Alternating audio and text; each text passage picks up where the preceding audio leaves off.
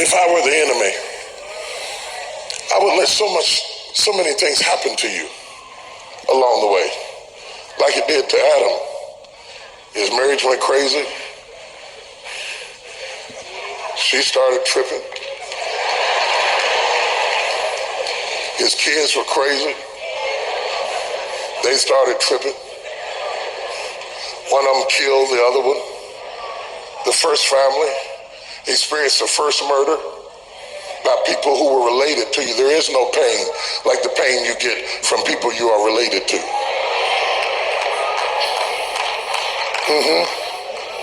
If I were the enemy, I would keep you so full of pain and stress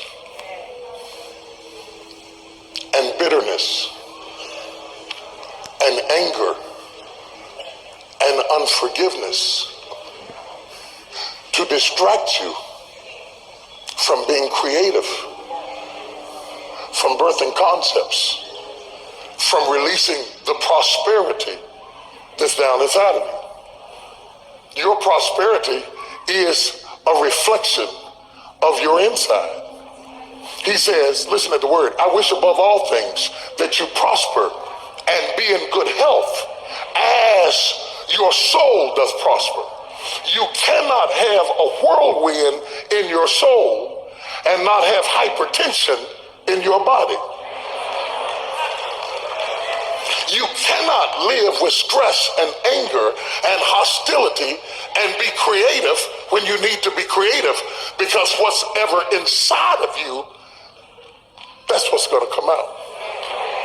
So when they asked Jesus, they said, if somebody does something to us, how many times are we supposed to forgive them? And Jesus said, 7 times 70. I didn't want to do that, because I associate that kind of forgiveness with weakness. I say, if you start forgiving people every time they do something to you, they're going to run all over top of you. I thought my unforgiveness was a defense. Sometimes I used it as a punishment. I ain't gonna forgive you till you do right by me.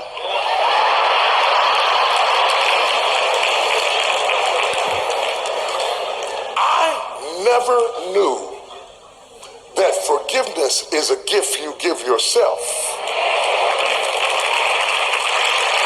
I never realized that to not forgive you doesn't hurt you. It hurts me.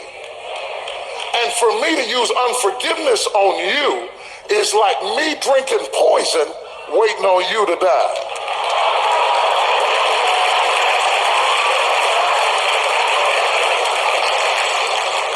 Now, whenever I minister about this subject, church people act like they have no unforgiveness. But let me help you locate this unforgiveness. Whoever is in your life that when they come in the room, they can change your mood, that's unforgiveness. When you see them, they can disrupt your attitude, that's unforgiveness. Whoever can come in and disrupt your peace has become your master.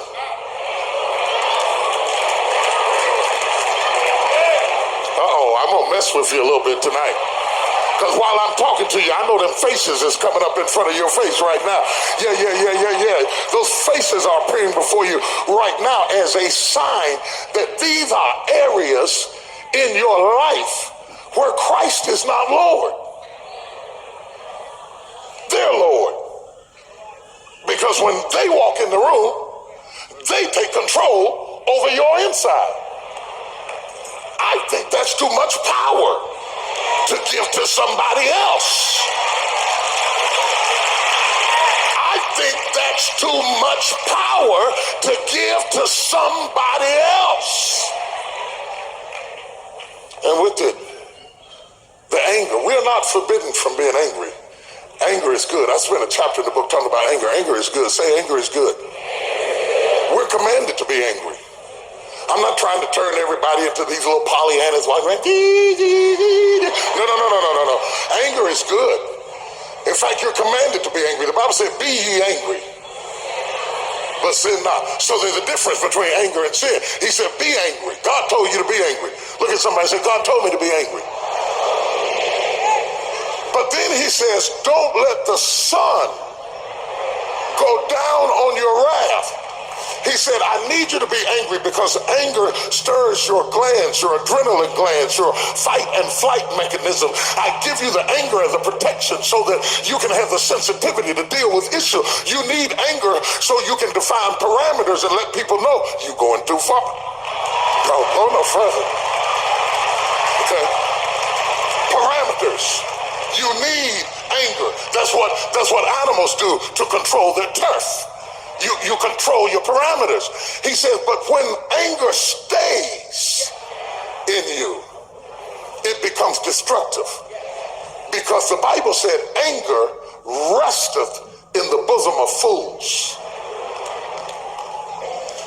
So it's all right to have it, but when it stays, it becomes a cancer that is eating up your energy and your creativity and your vibrance and your happiness and your peace. Anger resteth in the bosom of fools. It affects your finances because you can't be creative. Because if you're going to stay angry, you have to keep putting energy in it to maintain it. That's why you keep bringing it up. Because anger has to eat. And you have to feed it with your thoughts and your mouth. What you don't understand is all the while you're feeding it, you're not feeding your dreams, you're not feeding your destiny, you're not feeding your creativity, you're not feeding your purpose, and the enemy is distracting you with all of that drama, distorting your personality, changing who you are, locking you out of the still waters that God has for you, and stopping you from giving birth to your next creative concept that would open up the windows of heaven and pour down a blessing in your life. He's robbing you, and you think you're doing it because you're strong and you're tough and you're smart, and all the while he's robbing you